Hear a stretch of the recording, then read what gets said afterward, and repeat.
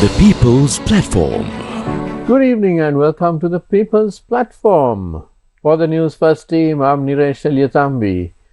The World Environmental Day is coming next week, next Thursday, the 5th of June to be precise. And we thought it's time we took a look at our environment and the progress or the lack of progress in conservation and the related matters. So to discuss all this, I have with me in the studio Dr. Ajantha Perera, the noted environmental activist. Good evening and welcome, Good evening. Dr. Ajantha. Thank you. Thank Good you to for have you. inviting me. Good to be here.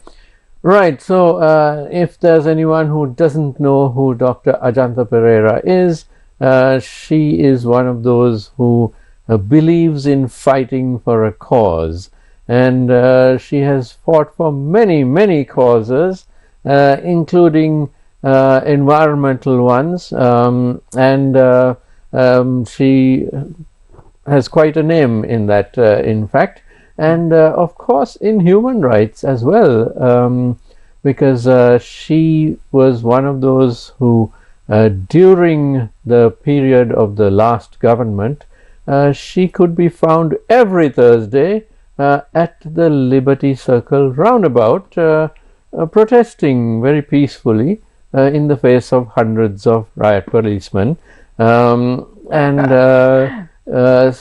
when our photographers and other and cameramen and journalists covered that event every Thursday, they would invariably bump into Dr. Ajantha, who never stopped protesting.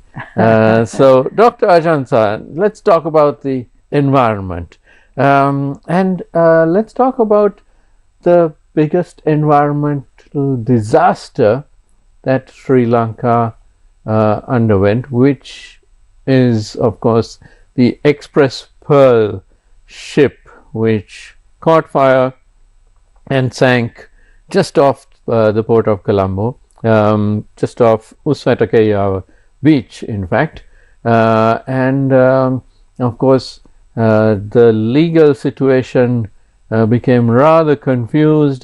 Cases were filed in Colombo, in Singapore, and in the UK,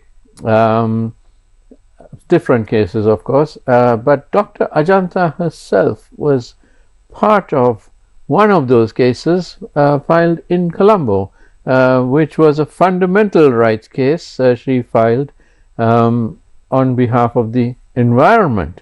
So Dr. Ajantha, tell us, you've almost completed this case. Yes, actually very happy, very happy with the situation, because there were two other times in Sri Lanka where there were ship disasters.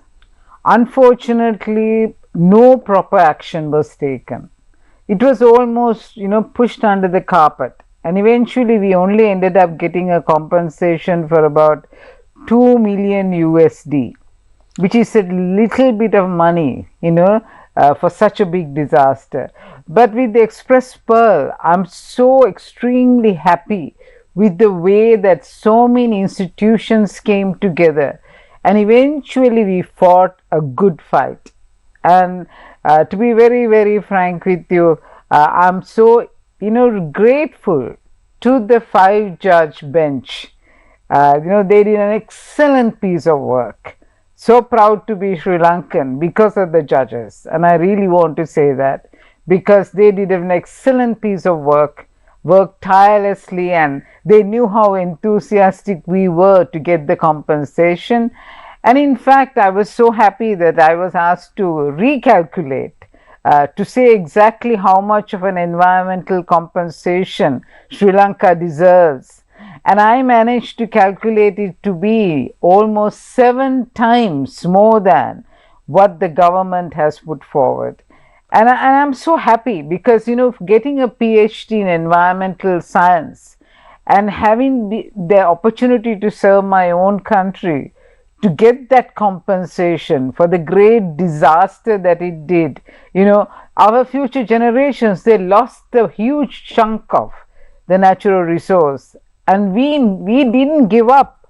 We really didn't give up, and that's what I love about Sri Lanka. Here today, I can say as an environmental scientist, we fought a good fight with regard to the express pearl, and we are praying and hoping that next week, when the written submissions are all submitted and when the 5 bench would give us the verdict, whatever, I'm 100% sure in favor of Sri Lanka. And then it will go to Singapore, and we have a delimitation in Singapore, we have a delimitation in UK, but with regard to everything else, they could limit the compensation, but with regard to the environment, no one can limit, and that's the legality of it. So environmental compensation is something we will receive. I am extremely hopeful of it, and I'm also so proud to be part of it. I mean, when you get your PhD in a particular subject and you take your knowledge to the highest level possible for your own country, that's the greatest achievement you can have. And I am happy with the Express Pearl ship disaster case. Though it was a very bad situation for the country, we've now proven Sri Lankans are capable.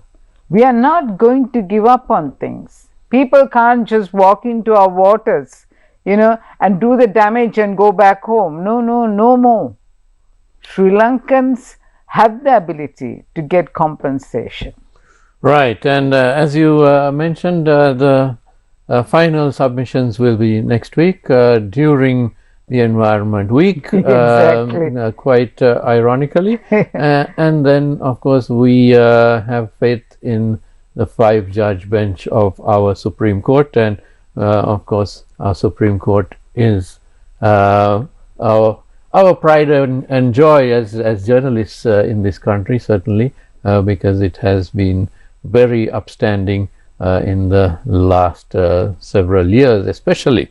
Right, so good news on the Express Pearl disaster. Hopefully, it will be the best news possible when the judgment comes. And of course, we don't want to prejudice the case at all, or the court, but it's clear that you're very happy about how the case actually and I went. think one thing I'm very happy about these environmental cases is that doesn't matter, institutions come together. We may or we may not agree on many things. I mean, we may disagree on certain subject areas, but when it comes to working together, that's what matters. And I think this is something that we need to look forward to also on the World Environment Day. Constitution says environment of Sri Lanka must be protected.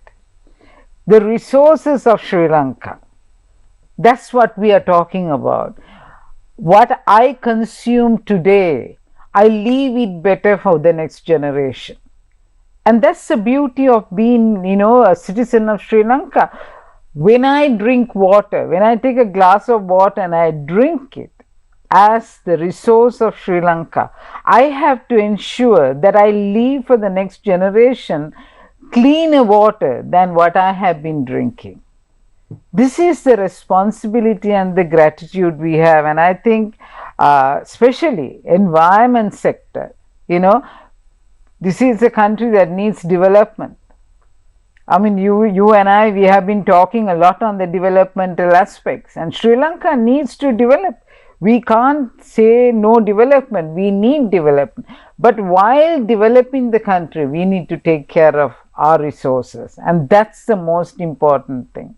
The government must take it into their head, the very fact, develop the country, let the people live well, but make sure that you also protect the environment so that the next generations can move on, go on. Very eloquently said indeed, Dr. Ajantha. Now let me get down to some nitty-gritty aspects. of environmental conservation, because it's not a concept, it's actual life. Yes. It's not just the lives of elephants and leopards and all that, it's our lives. That's why the environment is so precious to us, because we live in it. And I'm coming to a topic which you know a lot about, which is garbage disposal. Oh my God, the garbage queen. Yes, you did. You did have that nickname at one point, and that's because you were very clear of what you wanted when it comes to garbage disposal. Yes. So tell us now. Now, I'm asking this question in the backdrop of our local government councils, which are responsible for our garbage collection and disposal. These councils are coming back into action next week itself, where the elected members will be meeting, forming the councils, voting for mayors and chairmen of municipal councils, urban councils, and Pradesh Sabhas, and they will take over the running of these councils. Now, over the past several years, we have not had councillors. We have instead had bureaucrats running the council, and of course that doesn't really work, because the bureaucrats are not very approachable by the public. But councillors who answer to the people certainly need to step up, and we're going to have this from next week. And what do you want from these councillors in terms of garbage collection and disposal? Well, very easy. To be very frank with you, those who got elected this time, they are very lucky, very fortunate, because everything is there for them.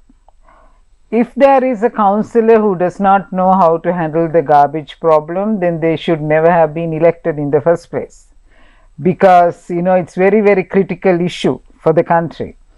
Now, there are many councils, Pradesh Sabhas, who are disposing their garbage in the most wrong way. Basically, they are collecting them separately. They are asking in certain areas, they are asking them to collect paper, glass, plastic separately, and also the perishables. But eventually, it all gets dumped in the same place. I mean, stop cheating. This is the first advice I want to give the councillor. Stop cheating. If you ask the people to separately collect paper, glass, plastic, recycle them. There are ample industries in Sri Lanka which can recycle paper, which can recycle plastic, which can recycle glass, which can recycle rubber, and there's ample need for compost. There is no need for heaps and heaps of garbage to be dumped in one place to create mountains. We don't need any extra mountains. We have beautiful mountains. We don't need garbage mountains, because we saw the disaster of Midiramulla many years ago, and we do not want that. And I do not believe a person would have walked into a voting poll and put a cross across some party in order to get garbage dumps to be created. That's not the purpose of the last election. So I firmly believe is that now that you all have been elected, I don't care which party you belong to. I'm not interested in the parties who are represented. Basically, you are people who are elected by the people to function. What you need to do now is you need to know where you are collecting the garbage from, how you are collecting the garbage, where you are taking them for recycling, where are you going to be composting. No garbage from Colombo can travel all the way to Aruvakkalu. Not allowed. I don't care who's going to govern Colombo Municipal Council. Whoever it may be is not allowed to take it to Aruvakkalu.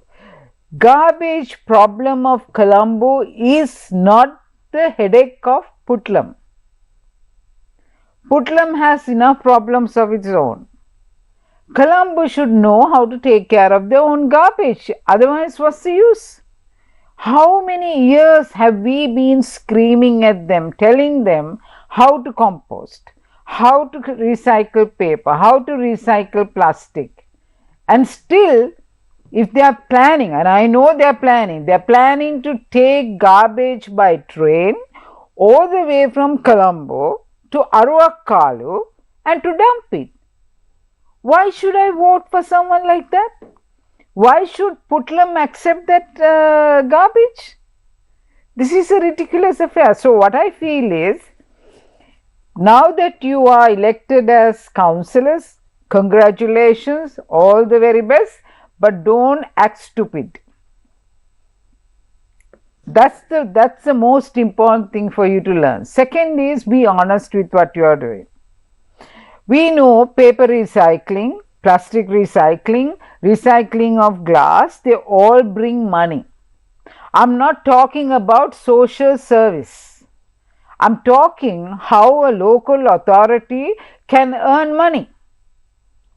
The Minister for Environment and the Minister for Economic Affairs, Minister for Industries need to use their brain power right now how to get the maximum amount of monetary money from garbage. This is the need of the hour. Now look at during the last regime, they were trying to bring compost from China, brought a whole heap of sewage from China to Sri Lanka and paid also for it. And now there's a very celebrated case going on. Exactly, and that's what I mean. Now, how many years I have been working on this issue, where there was this huge heap of Meetharomulla, there was a huge heap of Blumenthal, there is a huge heap at Karadiyana. All this is compost, but yet we are not doing anything about it. I mean, I do not understand that at all. We have people getting recruited, we have people being given, increase in salaries. To do what? Garbage heaps are sitting there, they are sitting in AC rooms. And they are ordering compost from China. No, and bring compost or sewage from China. This can't happen again. I mean, we talk about these case studies, we talk about these scenarios, but we do not expect it from the councillors who have been elected now. That was before Aragalaya. Now it is after Aragalaya. We worked very hard in the Aragalaya. We worked hard for a system change. And not only a system change, a heart change and a mind change. That's what we expect. So it's a different country, a different world is what you're saying, and we won't put up with that kind of rubbish behavior, pardon the pun, exactly, from our elected representatives. So they need to do something about the contemporary garbage. Exactly. And the laws are very clear. The laws are extremely clear. Not on my backyard. Producer responsibility. You cannot dump your garbage in somebody else's backyard. Colombo, deal with your garbage. Casbah, deal with your garbage. Moratuwa, deal with your garbage. And don't let your garbage be a headache for someone else. Now, you spoke about the recycling and the money that's made out of it, and that was part of the problem, wasn't it, Dr. Ajantha? Because we had these gangs which controlled the recycling, and they considered the garbage dumps to be theirs. And you couldn't, if you were an environmentalist, you couldn't do anything with those dumps because these quite violent gangs actually controlled, and exactly. they controlled it along with various members of the cabinet. Yep. That's how they managed to do it. But now with hopefully a new spirit of law and order, those gangs won't be able to mess up the system. You see, my biggest worry is this. What happens very often is when they want to look for a place to dump their garbage, what they do is they look for a land, and the person will give their land and they will start to dump garbage. Per ton, the landowner is going to get paid. The landowner gets paid per ton of garbage that comes and gets dumped there. So eventually, per day, if there is 600 metric tons of garbage getting dumped in a place, that landlord is going to be stinking rich. I mean, he is literally stinking rich, right? How is he going to make sure that everything will come to his place? He will please the councillors by giving them a good share of whatever he is receiving. This is how it has been. But this can't be anymore. It can't needs be. To change. And the other thing is, I think people also be more aware. You know, you can't just give your garbage to the garbage trunk and think my problem is over. Sri Lankans are very good at giving their problems to everyone around them. Just like they spread their viruses, they spread their garbage also everywhere, and the stink as well. So I really want to tell the Sri Lankans, you need to become responsible. If you are going to live in this country, be responsible citizens. Because that's what system change is about. It's not only about the councillor, it's not only about the president or the prime minister, it's about the people. They themselves need to be responsible. Now, Dr. Ajantha, you speak of each council needing to be responsible for the garbage in that council's area. Exactly. But we also need a national plan which will take care of, have a policy and a plan for the whole nation. Yes, I have drawn it. During the time of Mr. Champika Ranawakar, when he was the Minister for Environment, at that time, he invited me and a few others to come and write the National Policy for Solid Waste Management.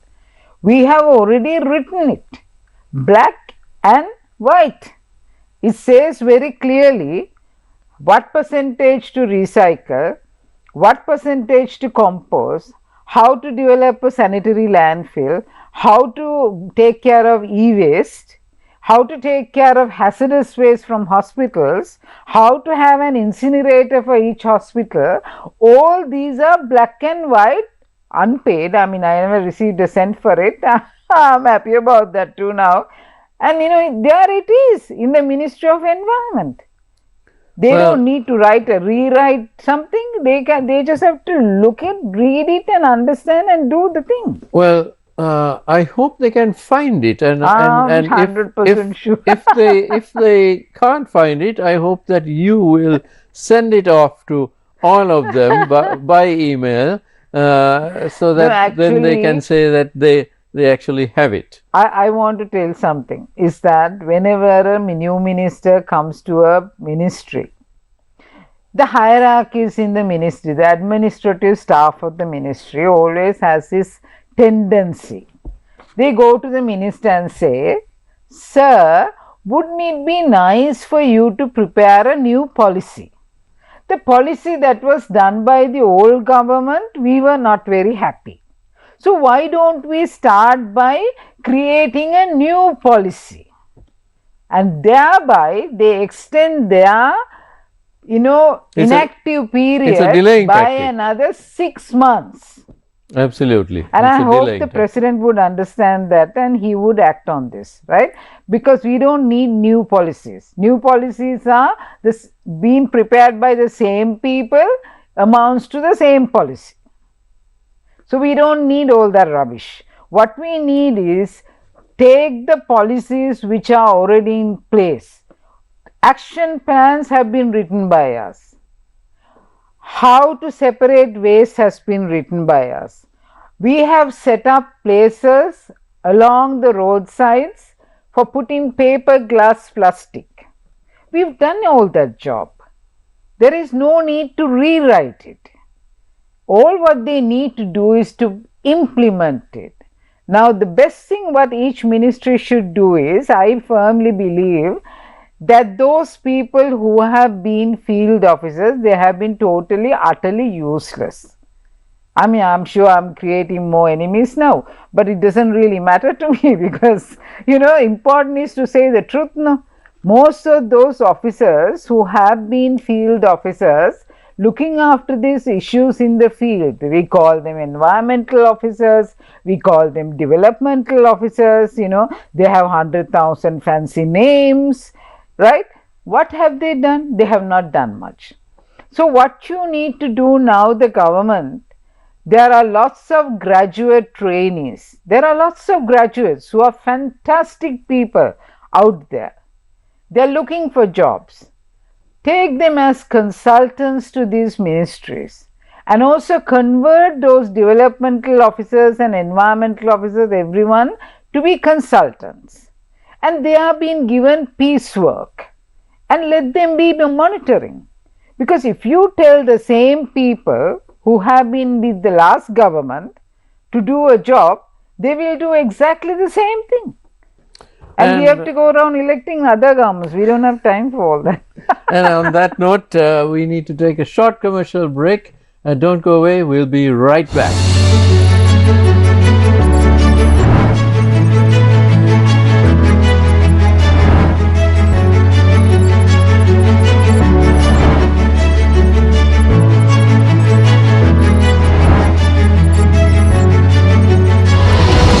The People's Platform.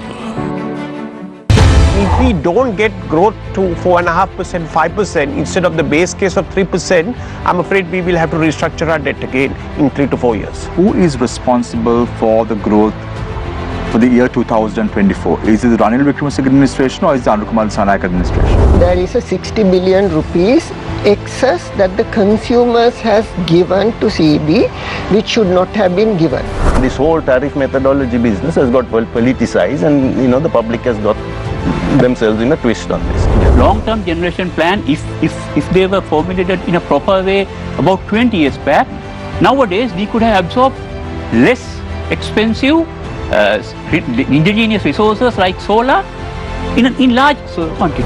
Face the Nation every Wednesday at 9:30 p.m. on TV1.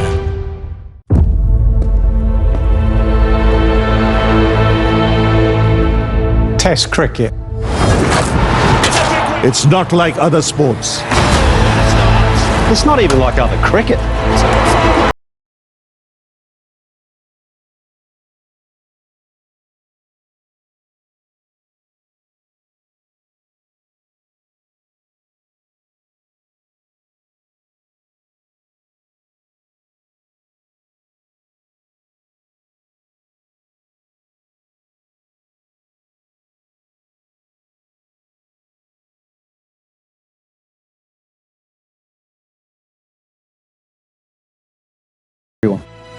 But greatness rarely is. Once again, the saviour. What a champion. This is cricket at its purest. The one. The pinnacle. A battle of wills. Of minds. Of hearts. The mace. The ultimate prize. Lords, the ultimate venue. This is the ICC World Test Championship Final. My goodness. What a performance. The ultimate test. World Test Championship 2025 Final. Australia versus South Africa. Live on TV1 3 p.m. onwards. With your name, your unique talent, your phone number. Red Rock Malana. Or WhatsApp us on 076 599 7788.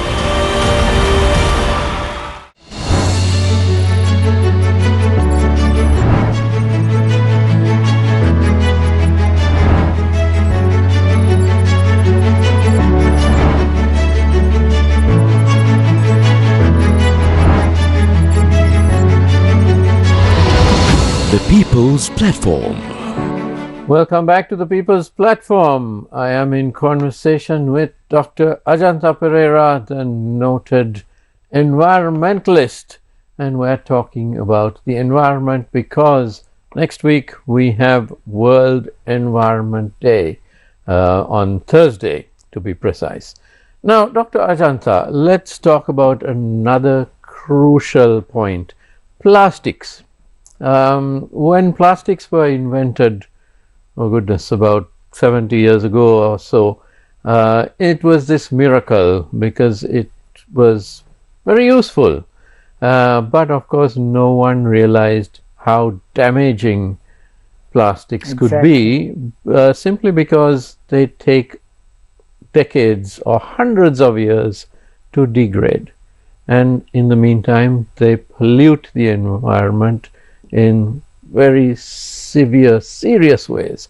Now, how do you deal with this situation? And Sri Lankans still love their plastic shopping bags. Unfortunately, a lot of Sri Lankans have moved to the cloth bags, which is great, but we still have this feeling that we have a right to a plastic bag. And whether you're going to the supermarket or going to the vegetable stall or the bakery, you somehow end up with a plastic bag or two. So what's the situation? What can be done about this? Well, lot to be done. To be very frank with you right now, the Ministry for Environment, if they go back to the records, the former ministers have worked very hard in order to ban the polythene bag, the silly bag. We call it silly because it's utterly silly, those people who actually use it all the time, unless you reuse them. So basically, on the World Environment Day, I hope the Minister for Environment will pick this up, because we need to put an end to the thin shopping bag, because the garbage issue is so huge because of that. Another thing is, today people have learned to bring their curry, even a drink, sometimes is sold in a polythene bag. Now, I do not know how much they know about the harmfulness of it, because the very fine powder which is in those bags, and if they are carrying their curry in those bags, they are ingesting that. And now the world is looking at something called BPA, phthalates and BPA, especially bisphenol A. What they are saying is, this is not only carcinogenic, but it also retards the growth of a human being. Now, this is how harmful it is. The nanoplastics are becoming extremely harmful to the people. So, if we cannot, in Sri Lanka, if we cannot ban a polythene bag, how are we going to take care of the plastic issue at all? I hope you do not mind when I mention this. During the time of the LTTE, I actually went to the LTT camp in Vaunia. I went there and I met the leader of the area commander. The reason being, I went and asked him a very simple question. I said, you are fighting a war because you love your land. But why are you decorating with plastic? If you really love your land, and why are you polluting with plastic? I'm very happy today to say, Mr. Eleganathan, during that time, he told me he will ban polythene from being used in those areas. And he did. The very first success I had was with the LTT. Interesting indeed. It's very interesting. Well, if they can do it, then certainly we can do it down here, can't we? And then throughout the country now, yes. I built the compost plant in Vaunia. My first compost plant in Sri Lanka in 1997, sponsored by GTZ, was built in Vaunia. And the LTT, Plot, Tello, they all supported me. I'm very proud. I'm very proud to say these things. During a high peak of war, there was this little me traveling all the way to Vaunia and building a compost plant in that area, right? So basically, those things were done. They can be done. Only problem we have is most people, just like what you said, the national policies are nicely written down. They rewrite them, but never get them implemented.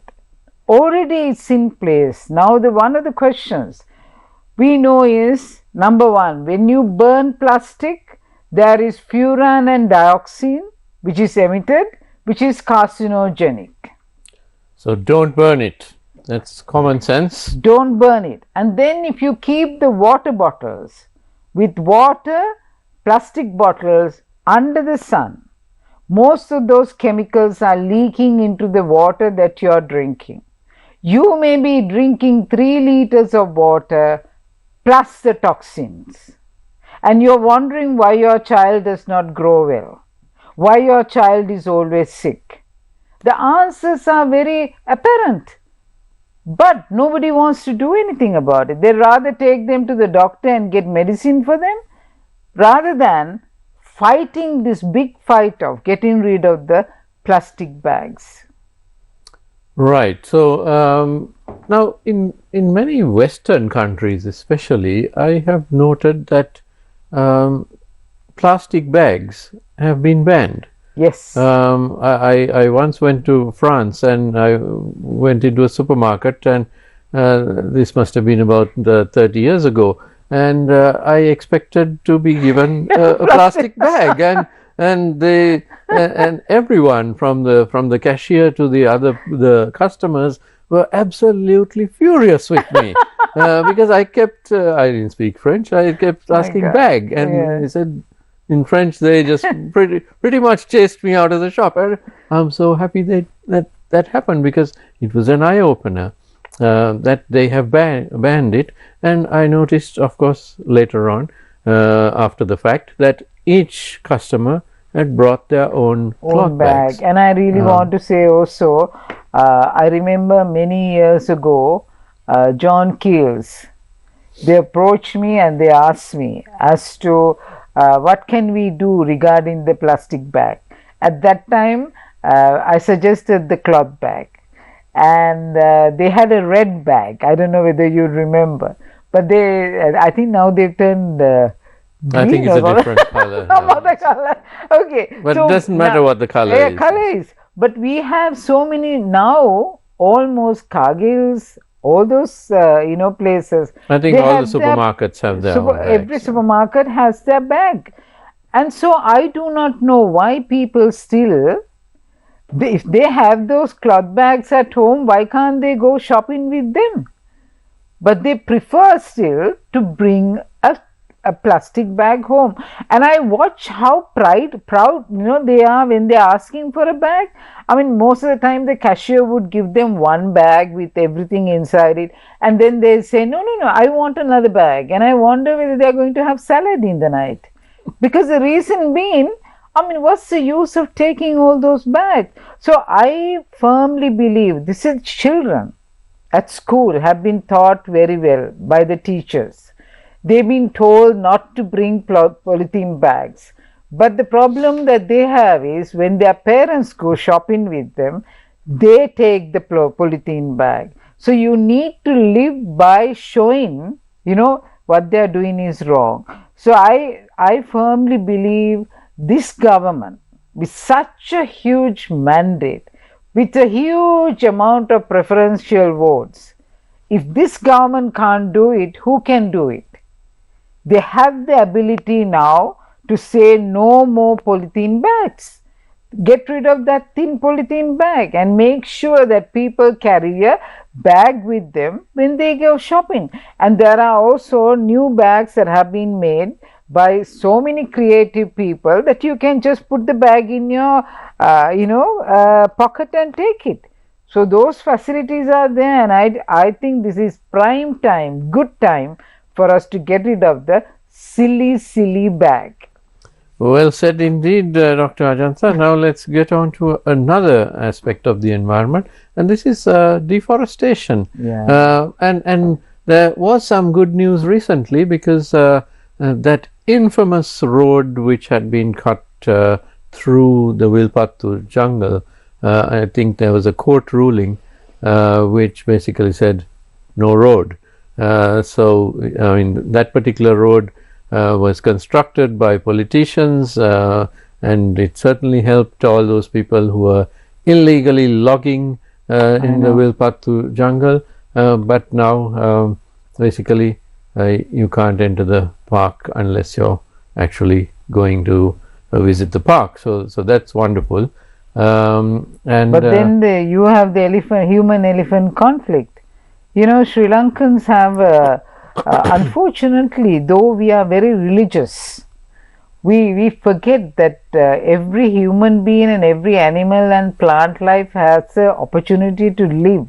The Constitution has not forgotten the elephants. The constitutions have not forgotten the monkeys. The Constitution has not forgotten the trees.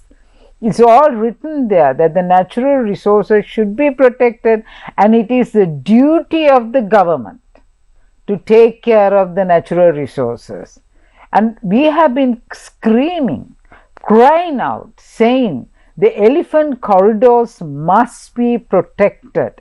You know, the elephant corridors must be so spaciously well lit that when the train comes, the train driver should be given warning from a distance that he is approaching an elephant corridor. So if he knows from a long distance that an elephant corridor is on the way, then he would have to apply brakes, because it takes a long time for a train to come reduce the speed. And that's why they need to be given warning plenty ahead, so that they can apply brakes and make sure that they don't unnecessarily need to kill elephants. Well, in fact, Dr. Ajantha, I would go one step further and say, in this digital age, you don't have to actually have physical signs and lights. You simply have something, you know, a device on the GPS, on the inside the locomotive, where it warns the driver saying, you're now close to an elephant corridor, and then you're out of the elephant area. You know, that kind of thing. It's much simpler. You can just fit those things into the trains. We have gone to the Ministry for Railways, right? We have explained it 1,000 times to whoever we can there of the officials, but we have offered our services. Are they actually interested in this? The railways, are they actually interested in this? Well, at the end I went and spoke to the railway engineers and the drivers themselves. In fact, I am in touch with some of the drivers and asking them as to how it is going, because basically they are the ones who are actually driving these trains here and there. But the problem that they have is, most of the time, that the railway, you know, the sides of the railway, it needs to be kept clear so that they could see it. And another thing that is very, very important is that they should know that they are actually approaching an elephant corridor, because they come at such a speed, even if they see 100,000 elephants, they will not be able to apply brakes. I mean, by the time you apply the brakes and they come into effect, it's too late. It takes a long while. It takes a long while. So there are systems in place, and I think if the railway department, and so on the whole the transportation, they need to take care of this issue, because I feel, you know, unfortunately, if you go towards these areas where the elephants are, you could see, I have seen how the deforestation is happening. People are being given land, they are clearing the land, and they are given land in order to cultivate. Nothing is being cultivated. All what they are doing is they are developing bungalows, and they are allowing, you know, various things are happening inside the forest cover that nobody seems to know. And the worst scenario, I mean, this is not against someone, but one official from the wildlife told us that there needs to be only 500 elephants in Sri Lanka. Can you imagine that? Well, thankfully there are a lot more elephants in Sri Lanka, and not only that, we need to protect the number that we have. We need to protect. This is a very serious thing, because the elephants, every animal has the right to live, just as we have the right to live. But we also know generally where the elephants are. Exactly. I'm not suggesting collaring every elephant, but certainly some, there needs to be some technology applied on this, because elephants move in herds anyway. So exactly. It's the whole herd that you need to protect. So and also there are 7 elephant corridors. If we can clear those corridors, make sure they can move freely, and have the technology in order to control the trains, I think we would have a wonderful country. After all, people are coming to Sri Lanka not to see the Sri Lankans. They are coming to Sri Lanka to see the elephants. And if we realize that, then we know how to develop our tourism industry. Excellent, excellent. And what about the control of the wildlife parks, Dr. Ajantha? Now, this has been a political issue for generations. Ministers, wildlife officials, they have basically played around with these parks, abused their powers, and what happens? The system suffers. We all know about the overcrowding of vehicles in Yala. Exactly. But nothing is ever done about that, because it's a political issue. And also money. Money is not everything. Because to hire a jeep and to go looking for wildlife, I mean, it costs a lot of money. And so what they are looking at is, how much money can I earn in a day? But is that what we want? Are we scaring those animals and putting those animals in danger? Is that what we want? There is a word that is well said: sustainable development, long-term planning. Just because you earn some money today doesn't mean that you're going to be rich forever. As a country, you need to think long-term. Every plan the government will take in the future must be sustainable, long-term, because environment does not belong to us. It belongs to the next generation, and the next generation is watching to see what we are doing. And therefore it's the prime duty not only of the government, but every responsible citizen in this country, that we protect the environment for our children, their children, and their children. And that's how we wisely look after the country that to which we are born. Right. And what would you like the government, which has now been in office for over 6 months, what would you like the government to do to speed up this process of conservation, of protecting the environment for all of us? Well, the most important right now for the government to do is to, number one, they need to stop deforestation. This is extremely critical. Number two, stop pollution. You have the laws in place. Make sure that even Kalini River, Mahavali River, which is providing us with drinking water, you need to protect it from pollution, right? Then environmental impact assessment.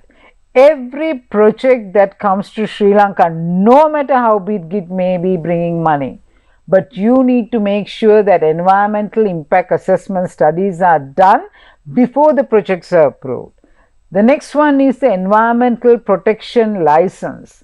Most of the industries are being given licenses to run their industry, but no monitoring is being done. Nowadays, you don't even hear of monitoring being done. Nothing is being looked after. All those things should come into place. And the last and the most important, check all where the garbage is being dumped. All the unplanned garbage dumping must come to an end. Elephants are coming to certain areas to eat the garbage, and that's how they get into trouble. But if we have sanitary landfilling, each local authority must have their own small sanitary landfill. Recycle, make compost, make biogas, the rest of it only a small residual amount that you need to sanitary landfill. If you have real problem, talk to me. And Dr. Ajantha, what's your message to Sri Lankans, the public, with World Environment Day coming up? Well, you are born to this country called Sri Lanka. You are breathing air free of charge. You are drinking water free of charge because the rain brings it down. If you have a mango tree at home, you are not paying the mango tree, but it's giving you mangoes to eat. You are given so much by this country so that you can live well. At least plant a tree on the World Environment Day. At least make sure that nobody cuts a tree on the World Environment Day. Remember, you and your family are breathing oxygen because the trees are providing it for you free of charge. Be grateful for what you have. And one final word from me is I'm going to echo what Dr. Ajantha said earlier. No foolish excuses. We don't want to hear what we heard from one politician a few years ago, that we don't need oxygen. We do need oxygen and the entire environment. We need it to live, as do all the other species. And with that, I'm afraid we are out of time. Thank you. It's been wonderful having Dr. Ajantha Perera, environmentalist and human rights activist, defender of democracy and many other hats, and we're all very proud to have her on our programs. And thank you to you at home for watching. Don't go away because the news is coming up next, but until next week, have a great weekend.